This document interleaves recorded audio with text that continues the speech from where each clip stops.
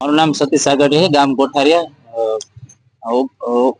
2014 થી ગામ રાજકોટ મહાનગરપાલિકામાં ભળ્યું છે, ત્યારથી અમારો પ્રશ્ન છે, જૂનો છે, ગામતળ વખતનો। કલેક્ટર સાહેબમાં રજૂઆત એ હતી અમારી કે જે તે સમયે અમારું ગામ કોઠારિયા તાલુકા રાજકોટ અને જિલ્લા રાજકોટમાં હોય ત્યારે મફત ગરથાણના પ્લોટ જે આપવામાં આવેલા હતા તેમાં બહુ મોટો ભ્રષ્ટાચાર થયેલો હતો। બીપીએલમાં ભ્રષ્ટાચાર થયેલો હતો।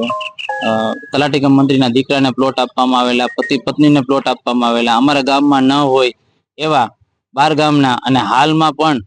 જે તાલુકા પંચાયતના સદસ્ય હોય એવા હલેન્ડા ગામના વનરાજભાઈ ગેરૈયાના પત્નીને પ્લોટ આપવામાં આવેલો હતો, જે બાબતની અમારી અવારનવાર રજૂઆત હોવા છતાં પણ કલેક્ટર સાહેબ કે એમની કક્ષામાંથી કોઈ પણ યોગ્ય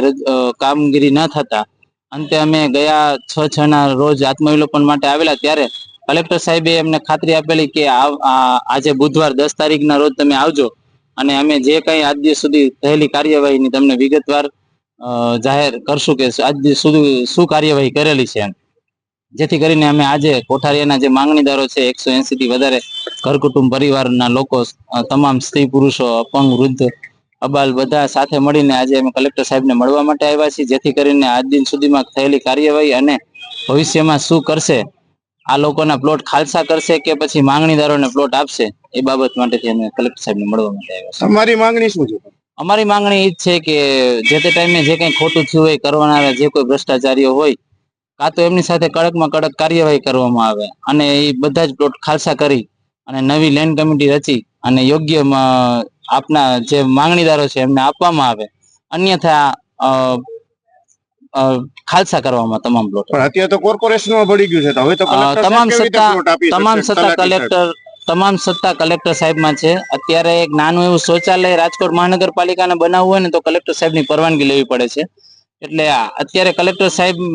જે બી કાંઈ રેવન્યુ, જે બી કાંઈ જમીન છે, સરકારી જમીન હોય કે તમામ પ્રકારની જમીન, એમની તમામ સત્તા કલેક્ટર સાહેબ પાસે છે, એટલે કલેક્ટર સાહેબ જે ધારી શકે એ થઈ શકે એમ છે। આ ઉપરાંત અમારે ત્યાં 1835 એકર સરકારી ખરાબોની જમીન હતી, એમાં આજ દિન સુધી દલિતો અન્ય પછાત વર્ગના લોકોને સાંઠણીમાં જમીન આપવામાં નથી આવી, એની પણ અમારી માંગ હતી। અને અન્ય સમાજ જે પછાત વર્ગના છે તમામ પાસે જે તે ટાઈમના રજવાડા વખતના વિગોટી ભરેલી પહોંચું અને કબજા છે, તો એ બધા રેગ્યુલાઇઝ કરવામાં આવે, માલધારી સમાજના વાડાઓ છે એ રેગ્યુલાઇઝ કરવામાં આવે, આવી અલગ અલગ અમારી ડિમાન્ડ જે તે ટાઈમની રહેલી છે, પણ આજ દિન સુધી કોઈ કાર્યવાહી ન થતા અંતે અમે 6/6 ના રોજ આત્મવિલોપન માટે આવેલા, જેથી કલેક્ટર સાહેબે આજે બોલાવેલા છે, એટલે અમને સાંભળશે એવી ખાતરી છે। ના, આજે એવી કોઈ કાર્યક્રમ નથી આત્મવિલોપનનો,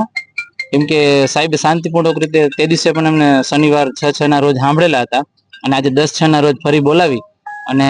જે કઈ કાર્યવાહી થઈ છે એની વિગતવાર માહિતી આપશે।